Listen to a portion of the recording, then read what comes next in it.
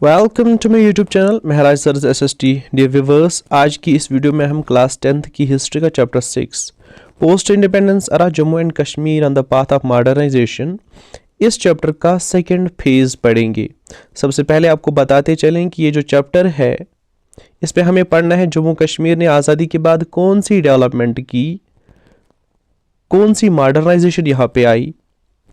इसको मैंने कहा था 3 फेजेस में हम पढ़ेंगे। पहला फेज 1947 से लेके 1965 तक, जो कि हम पढ़ चुके हैं।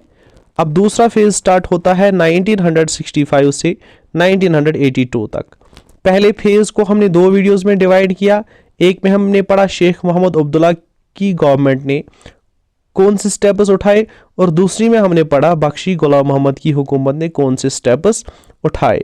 ठीक है, इन दोनों की हुकूमत को हमने 2 वीडियोस में पढ़ा। ये दोनों की हुकूमत जो है वो फेज 1 में आती है। अब हमें पढ़ना है सेकेंड फेज, जो शुरू होता है 1965 से 1982 तक। चलो वीडियो को स्टार्ट करते हैं।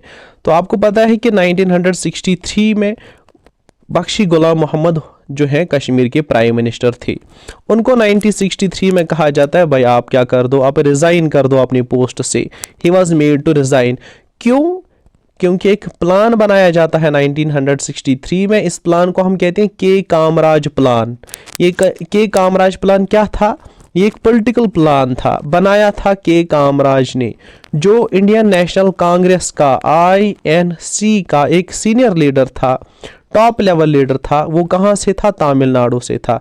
इसने क्या कहा? इसने कहा ये जो सारे कांग्रेस के अहम लीडर है, सीनियर लीडर है, ये अपने पोस्ट से, चाहे कोई चीफ मिनिस्टर के पोस्ट पे है, चाहे कोई किसी और मिनिस्टर के पोस्ट पे है, चाहे कोई प्राइम मिनिस्टर के पोस्ट पे है, ये सारे लोग रिजाइन कर दें अपने पोस्ट से और अपनी सारी एनर्जी जो है वो कांग्रेस को स्ट्रॉन्ग करने के लिए लगाए। इनको लगा था भाई कांग्रेस पार्टी जो है 1963 में वीक हो चुकी है, इसको स्ट्रांग करने की जरूरत है। कैसे किया जाएगा? जो सारे कांग्रेस के अहम लीडर हैं वो अगर अपने पोस्ट से, अपने काम से रिजाइन कर दें, फिर कांग्रेस पार्टी को स्ट्रांग बनाया जा सकता है। अब कश्मीर का प्राइम मिनिस्टर जो था बख्शी गुलाम मोहम्मद, वो कांग्रेस पार्टी से बिलोंग कर रहा था। इसको कहा गया भाई आप क्या कर दो, रिजाइन कर दो, और उन्होंने रिजाइन कर दिया 1963 में। फिर क्या हुआ? फिर यहाँ पे इसकी रिजिग्नेशन के बाद कश्मीर का प्राइम मिनिस्टर बनाया जाता है गुलाम मोहम्मद सादिक को। ठीक है, गुलाम मोहम्मद सादिक बनते हैं कश्मीर के प्राइम मिनिस्टर कब? 28 फरवरी 1964 को। 1964 में कश्मीर का प्राइम मिनिस्टर कौन बनता है? गुलाम मोहम्मद सादिक। अब इसने जो कुछ स्टेप्स यहाँ पे उठाए, ये एग्जाम पॉइंट ऑफ व्यू से काफ़ी ज़्यादा अहम है। इसमें से ऑब्जेक्टिव पूछे जाएंगे डेफिनेटली, ये आप याद रखना। अब गुलाम मोहम्मद सादिक जब प्राइम मिनिस्टर बनते हैं, फिर ये कुछ ड्रास्टिक ज़बरदस्त अमेंडमेंट चेंज लाते हैं किसमें? Constitution of Jammu and Kashmir में। 1965 में सादिक की हुकूमत के टाइम में कॉन्स्टिट्यूशन, जो जम्मू एंड कश्मीर का कॉन्स्टिट्यूशन था, JNK का कॉन्स्टिट्यूशन था, आपको पता है जम्मू एंड कश्मीर का कॉन्स्टिट्यूशन था, अपना कॉन्स्टिट्यूशन था 2019 तक। इस कॉन्स्टिट्यूशन में कुछ चेंज लाई जाती है। भाई क्या चेंज लाई जाती है? सबसे पहले कहा जाता है जो प्राइम मिनिस्टर का नाम है ये चेंज कर दिया जाएगा टू चीफ मिनिस्टर। अब कश्मीर का प्राइम मिनिस्टर नहीं, चीफ मिनिस्टर होगा। जो प्राइम मिनिस्टर है वो क्या कहलाएगा? Chief minister. इसके बाद कश्मीर का कोई प्राइम मिनिस्टर नहीं कहलाएगा बल्कि चीफ मिनिस्टर कहलाएगा। ठीक है, हाँ। इसके बाद जो सदर रियासत है इसका नाम होगा अब गवर्नर। कश्मीर का कोई सदर रियासत नहीं होगा, अब क्या होगा? गवर्नर। ठीक है, इस तरह 1965 में करण सिंह जो है वो पहला गवर्नर बनता है स्टेट का। करण सिंह जो है वो पहला गवर्नर बनता है स्टेट का। यहाँ कुछ चीज़ें आपको याद रखने की ज़रूरत है। वो ये है पहली कि करण सिंह जो है ये पहला सदर रियासत भी था और लास्ट सदर रियासत भी था। पहला सदर रियासत भी करण सिंह था, लास्ट सदर रियासत भी करण सिंह था, और फर्स्ट गवर्नर कश्मीर का जो था वो भी करण सिंह था। ठीक है, Karan Singh was the first governor of Jammu and Kashmir. ठीक है, पहला गवर्नर कौन था? करण सिंह। पहला सदर रियासत कौन था? करण सिंह। लास्ट सदर रियासत कौन था? करण सिंह। ये ऑब्जेक्टिव आ सकता है और आया भी है। अब इसके बाद आपको याद रखना है ये जो गुलाम मोहम्मद सादिक है, ठीक है, गुलाम मोहम्मद सादिक जो है ये रहता है last prime minister of Jammu and Kashmir. ये लास्ट प्राइम मिनिस्टर था, क्योंकि जब ये प्राइम मिनिस्टर था फिर इसका नाम चेंज कर दिया गया चीफ मिनिस्टर, ठीक है। ये लास्ट प्राइम मिनिस्टर था और पहला चीफ मिनिस्टर था जम्मू कश्मीर का, ठीक है। ये आपको क्लियर हो गया होगा। अब इसके बाद क्या किया जाता है, एक तो सादिक की हुकूमत में प्राइम मिनिस्टर का नाम रखा जाता है चीफ मिनिस्टर, सदर रियासत का नाम रखा जाता है गवर्नर। और क्या किया जाता है, और आर्टिकल 356 और 357 जो आर्टिकल्स इंडिया के कॉन्स्टिट्यूशन के थे, इनको अप्लाई किया जाता है जम्मू एंड कश्मीर में। यानी अभी तक आर्टिकल 357 और 356 एप्लीकेबल नहीं थे, अप्लाई नहीं होते थे जम्मू कश्मीर पे, अब ये अप्लाई किए गए। अब ये आर्टिकल 356 और 357 क्या कहते हैं। आर्टिकल 357 कहता है कि अगर कोई स्टेट गवर्नमेंट जो है वो अपनी फंक्शन ठीक से नहीं कर पा रही है, अगर स्टेट गवर्नमेंट कॉन्स्टिट्यूशन के मुताबिक नहीं चल रही है, फिर क्या होगा, सेंट्रल गवर्नमेंट इस स्टेट पे कंट्रोल कर लेगा, ठीक है। यानी स्टेट गवर्नमेंट काम नहीं कर पा रही है, अकॉर्डिंग टू कॉन्स्टिट्यूशन काम नहीं कर पा रही है, सेंट्रल गवर्नमेंट खुद स्टेट को संभालेगी, ठीक है। ये आर्टिकल 356 कहता है। और आर्टिकल 357 क्या कहता है, आर्टिकल 357 कहता है कि जब स्टेट गवर्नमेंट को सेंट्रल गवर्नमेंट ने कंट्रोल कर लिया, अब स्टेट में जो लेजिस्लेटिव पावर्स है, लॉ मेकिंग पावर्स है, वो किसके पास चले जाएंगे, सेंट्रल गवर्नमेंट के पास। अब सेंट्रल गवर्नमेंट खुद लॉज बनाएगी इस स्टेट में। ये कौन कहता है, आर्टिकल 356। अब यहां तक जो पॉइंट्स हमने पढ़े, ये एग्जाम पॉइंट ऑफ व्यू से काफी ज्यादा अहम है। इसके बाद हमें पढ़ना है सादिक की हुकूमत ने कौन से स्टेप्स उठाए, ठीक है। इसमें हम पढ़ेंगे गवर्नेंस में क्या किया, एग्रीकल्चर डिपार्टमेंट में क्या किया, एजुकेशन में क्या किया, इंडस्ट्रियल डेवलपमेंट में क्या किया, स्टेट सर्विसेज सिलेक्शन में क्या किया, और करप्शन को रोकने के लिए क्या किया। तो सबसे पहले हम पढ़ेंगे गवर्नेंस में, यानी हुकूमत में पॉलिटिकल सिस्टम को चेंज कैसे किया, क्या कुछ किया। तो सबसे पहले आपको याद रखना है सादिक की हुकूमत ने कौन सी पॉलिसी अप्लाई की, कौन सी पॉलिसी फॉलो की, पॉलिसी ऑफ लिबरलाइजेशन।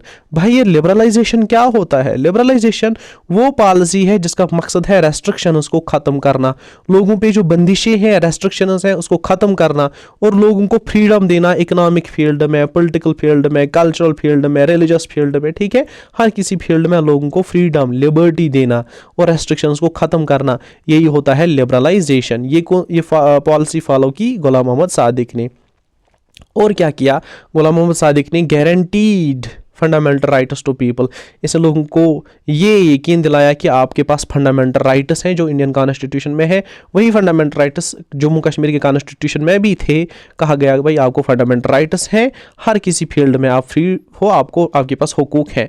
इसके अलावा क्या किया गया, इसकी हुकूमत ने इंश्योर किया कि स्टेट में रूल ऑफ लॉ होगा, यानी गवर्नमेंट जो है it will function according to law, ठीक है। यहाँ पे सारे गवर्नमेंट ऑफिशियल्स जो हैं वो काम करेंगे according to law, equality before law होगा, ठीक है। लोगों की जो राइट्स एंड लिबर्टीज हैं उनको रेस्पेक्ट किया जाएगा, कोई मनमानी नहीं करेगा। इसके अलावा जो रेस्ट्रिक्शंस थी लोगों की सिविल लिबर्टीज पे, लोग ठीक ठाक से फ्री महसूस नहीं कर रहे थे अपने आप को, उन रेस्ट्रिक्शंस को, उन कर्ब्स को भी ख़त्म कर दिया गया। और क्या किया गया, जो पॉलिटिकल प्रिजनर्स थे, डिफरेंट पॉलिटिकल पार्टीज़ के, अपोजिशन पार्टीज़ के जो प्रिजनर्स थे उनको जेलों से रिहा कर दिया गया। और एक और ऑर्गेनाइजेशन बनाई गई थी जिसको हम कहते हैं पीस ब्रिगेड। ये एक पुलिस ऑर्गेनाइजेशन थी, इसका मकसद था अमन कायम करना, इसका मकसद था स्टेट में अमन कायम करना। लेकिन हुआ क्या था, इस पीस ब्रिगेड से लोग तंग आ चुके थे, इसने दहशत का समा फैला के रखा था। सादिक की हुकूमत ने इस पीस ब्रिगेड को ही डिसबैंड कर दिया, ख़त्म कर दिया। इसके अलावा जब लोगों को फ्रीडम मिली तो नए नए न्यूज़पेपर स्टार्ट होने लगे, नए नए जर्नल स्टार्ट होने लगे, जिसमें लोगों की opinions about government, about different things अब पब्लिश होने लगी। लोगों की क्या राय है, देखो पहले इतनी बंदिशें थी कि लोग कुछ अपनी जो उनकी ओपिनियंस है वो एक्सप्रेस नहीं कर सकते थे न्यूज़पेपर्स में। अब फ्रीडम मिली लोगों को, अब लोगों को लिबर्टीज़ मिली, अब फ्रीली वो न्यूज़पेपर्स एट्सेट्रा स्टार्ट कर रहे हैं और लोगों की जो पब्लिक ओपिनियन है उसको सामने रख रहे हैं, गवर्नमेंट के सामने रख रहे हैं। इसके अलावा ऑल दीज, ये जो सारी प्रैक्टिसेस, ये जो सारे स्टेप्स सादिक ने पॉलिटिकल फील्ड में उठाए, इनसे लोगों को फ्रीडम मिली और लोगों में जो एकोमोडेशन है वो डेवलप हुई, टॉलरेंस डेवलप हुई। एकोमोडेशन और टॉलरेंस का मतलब है डिफरेंसेस को एकोमोडेट किया जाए। यहाँ डिफरेंट रिलीजन्स के लोग हैं, डिफरेंट लैंग्वेजेस के लोग हैं, डिफरेंट सेक्ट्स के लोग हैं, वो सारे इकट्ठे फ्रीली इक्वली रहें और एक दूसरे को टॉलरेट करें, रेस्पेक्ट करें। ठीक है, इसको हम कहते हैं टॉलरेंस। ये तो हो गया पॉलिटिकल फील्ड में। इसके बाद हम पढ़ेंगे एग्रीकल्चर की फील्ड में क्या कुछ किया। भाई सादिक की हुकूमत जो है, उनने कहा कि हमें सेल्फ सफिशेंसी को अचीव करना है। सेल्फ सफिशेंसी का क्या मतलब है? भाई हमें जितनी चीज़ें ज़रूरत है, जितना फूड प्रोडक्शन हमें ज़रूरत है, जितना हम फूड यहाँ पे कंज्यूम करते हैं, वो सारा यहीं पे प्रोड्यूस होना चाहिए। यही होता है सेल्फ सफिशेंसी। ये अचीव करने के लिए एग्रीकल्चरल प्रोडक्शन को इंक्रीज करना ज़रूरी था। इसके लिए क्या किया जाता है? एक्सपोर्ट ओरिएंटेड प्रोडक्शन को प्रमोट किया जाता है। कहा जाता है भाई ऐसी चीज़ें यहाँ पे प्रोड्यूस करो जिनको एक्सपोर्ट किया जा सके, ताकि यहाँ इकोनॉमिक जो है, इकोनॉमी यहाँ स्टेट की वो ज़्यादा डेवलप हो, ठीक डेवलप हो। इसके अलावा एग्रीकल्चर को बूस्ट करने के लिए, इंक्रीज करने के लिए मॉडर्न एग्रीकल्चरल टेक्निक्स जिसमें लिफ्ट इरिगेशन एटसेट्रा आता है, उनको यहाँ पे इंट्रोड्यूस किया जाता है। और बेटर फॉर्म इनपुट्स में आता है ये यहाँ पे HYV seeds, high yielding variety seeds, hybrid seeds introduce किए जाते हैं। मैन्यूवर्स ज़्यादा से ज़्यादा इस्तेमाल करने पे जोर दिया जाता है। खादों का इस्तेमाल किया जाता है, फर्टिलाइजर्स का इस्तेमाल किया जाता है। ठीक है, इसके अलावा आपको पता है कि बख्शी गुलाम मोहम्मद के टाइम पे एक प्लान स्टार्ट किया जाता है जिसको हम कहते हैं intensive agricultural developmental program. Intensive agriculture development program जो है IADP, ये लॉन्च किया गया था 1961-62 में। इसको एक्सटेंड किया जाता है बाकी रीजनस के लिए, जम्मू और कश्मीर रीजनस में इसको एक्सटेंड किया जाता है और इसका टाइम पीरियड जो है इंक्रीज किया जाता है, ताकि जो इसका मकसद था वो बेहतर तरीके से अचीव किया जा सके। तो इन सारी चीज़ों की वजह से क्या होता है, एग्रीकल्चरल प्रोडक्शन जो है वो इंक्रीज होती है। इसके अलावा modern methods of agriculture like multiple cropping introduce की जाती है। मल्टीपल क्रॉपिंग का मतलब क्या है? भाई एक ज़मीन में आप एक ही फसल नहीं उगाओगे, एक से ज़्यादा फसलें उगाओगे। मकई के साथ कभी राजमाश भी उगाते हैं, पोटैटोज़ भी उगाते हैं, तो मल्टीपल क्रॉपिंग इसे कहते हैं। इसके अलावा बेटर इरिगेशन फैसिलिटीज़ लोगों को प्रोवाइड की जाती हैं, नहरें खुदवाई जाती हैं, लिफ्ट इरिगेशन इंट्रोड्यूस कराया जाता है। और हॉर्टिकल्चर डिपार्टमेंट जो है, हॉर्टिकल्चर फील्ड जो है, फ्रूट प्रोडक्शन का फील्ड जो है, इसमें क्या किया जाता है, इसकी तरफ से खास तवज्जो दी जाती है।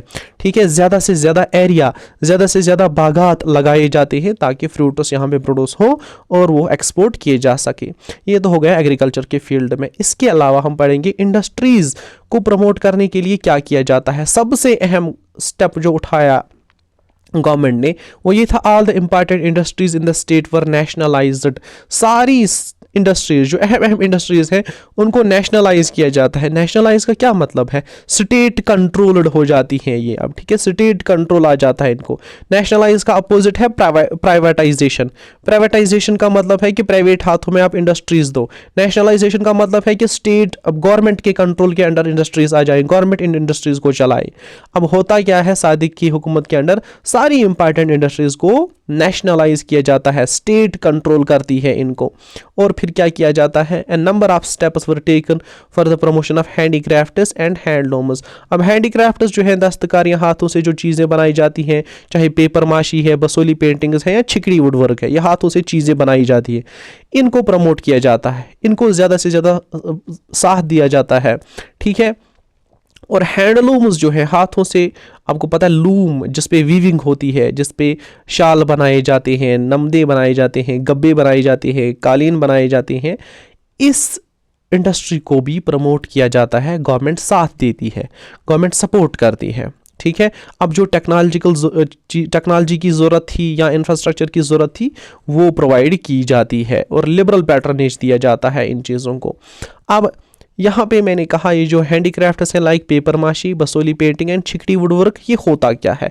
पेपर माशी वो क्राफ्ट है जिसमें आप वेस्ट पेपर को क्या करते हो, इसको ब्यूटीफुल आर्टिकल्स में कन्वर्ट करते हो। देखो कश्मीर में होता क्या है, जो पुराना कागजात है, रद्दी कागजात है, उनको लिया जाता है, उनको पानी में भिगोया जाता है, जब वो नरम हो जाते हैं उनको कूटा जाता है, मिक्स किया जाता है। ठीक है, चैट मुश्रीवन, उसको पल्प बनाया जाता है, फिर ग्लू गोंद वोंद ऐड किया जाता है और फिर जब वो तैयार हो जाता है ना, जैसे जैसे ईंटें डालने के लिए वो पहले कीचड़ तैयार की जाती है, ठीक है, वैसे ही गारा तैयार किया जाता है, फिर उसे डिफरेंट आर्टिकल्स बनाए जाते हैं, डिफरेंट चीज़ें बनाई जाती हैं, उन पे कलर किया जाता है, खूबसूरत चीज़ें बनाई जाती हैं। अब ये जो प्रोडक्ट बनाए जाते हैं कागज़ से, इसको हम कहते हैं पेपर माशी। अब पेपर माशी जो क्राफ्ट है, इसको भी साथ दिया जाता है, इसको भी डेवलप किया जाता है। इसके अलावा बसोली पेंटिंग्स को भी डेवलप किया जाता है। भाई बसोली पेंटिंग्स क्या है? सबसे पहले बसोली जो है ये एक जगह है, ये एक जगह है कहाँ पे? कठुआ डिस्ट्रिक्ट, जम्मू में एक डिस्ट्रिक्ट है कठुआ, वहाँ पे एक टाउन है जिसका नाम है बसोली।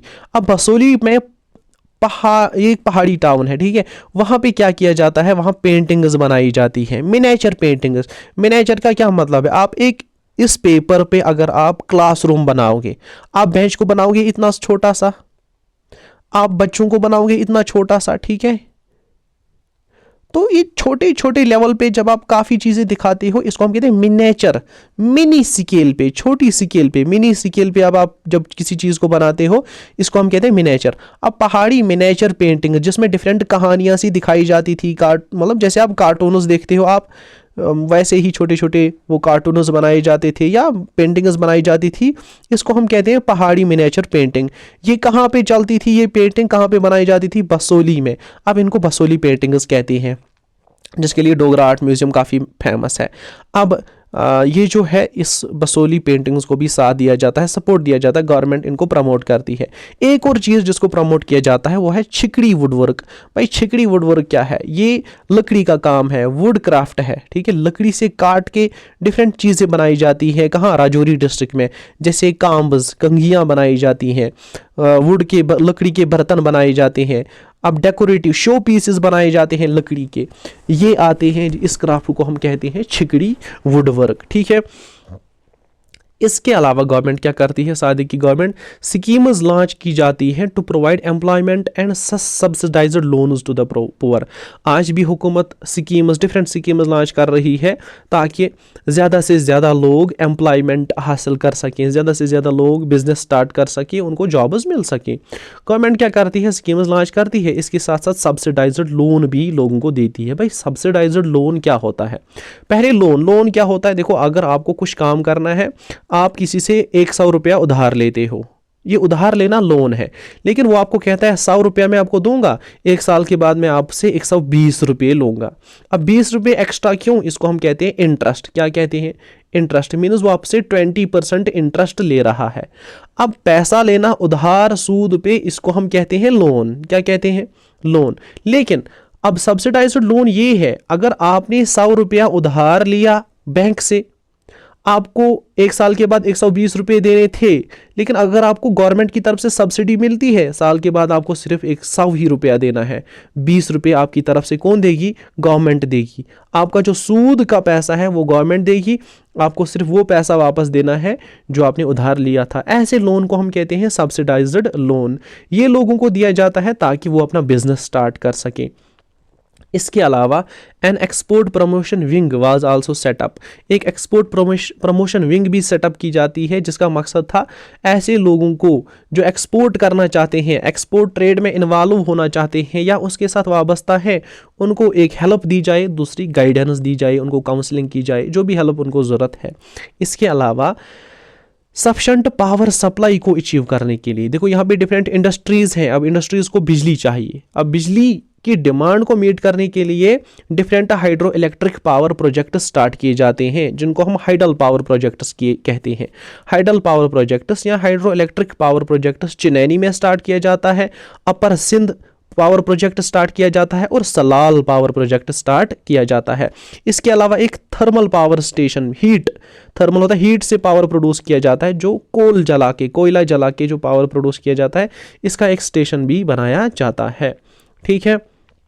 इसके बाद हम देखेंगे further development of education. Education को डेवलप करने के लिए क्या करती है सादी की हुकूमत? सबसे पहला काम जो था, टेक्स्ट बुक्स डिज़ाइन की जाती हैं, टेक्स्ट बुक्स बनाई जाती हैं, लेकिन ऑन ऑल इंडिया पैटर्न।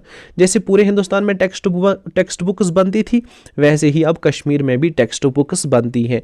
अब इन टेक्स्ट बुक्स में क्या होता था? आइडियाज़ ऑफ नेशनहुड, ऐसे आइडियाज़, ऐसी नॉलेज जो नेशनहुड को, जो नेशनलिज्म को बूस्ट करे, प्रमोट करे और सेक्युलर आइडियाज़ को फैलाए। सेक्युलर आइडियाज़ होता है कि स्टेट अगर है, इसमें जितने भी रिलीजन्स हैं सब रिलीजन्स को इक्वली ट्रीट किया जाए और सारे रिलीजन्स के लोग इक्वली रहें, equal treatment and equal respect सारे रिलीजन्स को दिया जाए और रिलीजियस फ्रीडम भी दी जाए। सेक्युलरिज्म का मेन मकसद ये है कि स्टेट कोई भी रिलीजन ऊपर से थ्रस्ट ना करे लोगों पे, ठीक है। स्टेट ना किसी रिलीजन को सपोर्ट करे ना किसी रिलीजन के अगेंस्ट हो।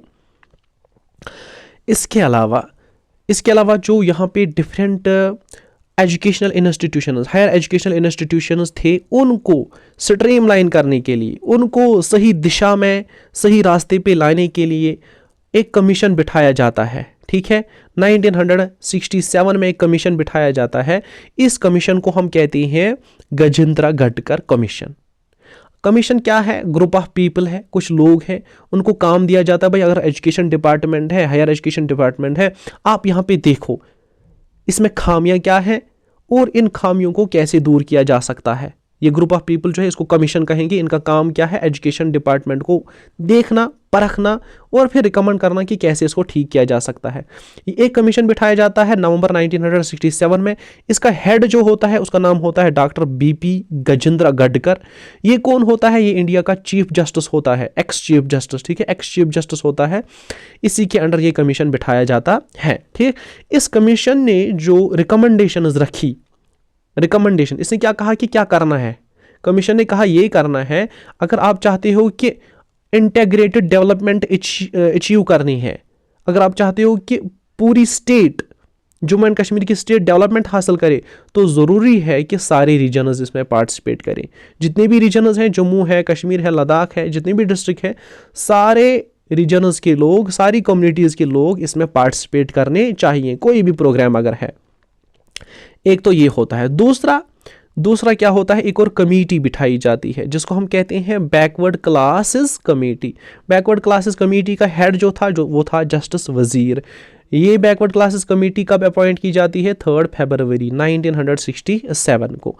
अब इसकी सजेशंस पे गवर्नमेंट क्या करती है? गवर्नमेंट रिजर्वेशन पॉलिसी को रिवाइज करती है और रखा जाता है 8% रिजर्वेशन रखी जाती है एससीज के लिए। जो शेड्यूल्ड कास्ट्स के लोग हैं, एससी कास्ट के लोग हैं, उनके लिए 8% रिजर्वेशन रखी जाती है जॉब्स में, सर्विसेज में। इसके अलावा 42% रिजर्वेशन रखी जाती है बैकवर्ड क्लासेस के लिए। आपको पता है आरबीए, रिजर्व्ड बैकवर्ड एरिया के लोग, ओबीसी, अदर बैकवर्ड क्लासेस के लोग, एसटीज, शेड्यूल्ड ट्राइबल्स के लोग, ये सारे बैकवर्ड क्लासेस के लोग आते हैं। इन बैकवर्ड क्लासेस के लोगों के लिए 42% रिजर्वेशन रखी जाती है गवर्नमेंट जॉब्स में। ये जो 42% है, इसमें 2% किन के लिए था? 2% था लद्दाख के लोगों के लिए, ठीक है। लद्दाख के लोगों के लिए भी 2% रिजर्वेशन, मीन्स 40% जो है वो बैकवर्ड क्लासेस के लिए और 2% जो है वो लद्दाख के लोगों के लिए रिजर्वेशन रखी जाती है। इसके अलावा साथ ही गवर्नमेंट ने एक 10 मेंबर्स कमेटी बनाई, हाई पावर्ड कमेटी, और इसका मकसद क्या था? इसका मकसद था कि काम किया जाए, गवर्नमेंट जो है वो बेहतर तरीके से काम करे। कहाँ पे? लद्दाख पे। लद्दाख की बेटर गवर्नमेंट के लिए और डेवलपमेंट के लिए एक 10 मेंबर कमेटी बनाई जाती है। इस कमेटी का नाम क्या होता है? लद्दाख डेवलपमेंट कमेटी, ठीक है, हो गया ये। अब हम देखेंगे अपॉइंटमेंट्स। देखो, एक स्टेट होती है, फॉर एग्जांपल स्टेट होती है, यहाँ डिफरेंट जॉब्स निकलते हैं भाई। टीचर्स लगाने हैं गवर्नमेंट स्कूल्स में, भाई इसके अलावा पटवारीज लगाने हैं, पटवारीज की ज़रूरत है, और भी डिफरेंट पोस्ट्स होती हैं। अब इनके लिए क्या होता है? इनकी रिक्रूटमेंट के लिए एक बोर्ड होता है, ठीक है। जैसे आजकल जो बोर्ड काम कर रहा है वो है JKSSB, Jammu Kashmir state services selection board, services selection board. इसका काम क्या है? इसका काम है, अगर गवर्नमेंट को 100 टीचर्स लगाने हैं, गवर्नमेंट इनको काम देती है, ये एग्जाम्स कराते हैं, इंटरव्यूज़ कराते हैं, बाकी चीज़ें कराते हैं और अपॉइंट करते हैं लोगों को टीचर पोस्ट्स पे।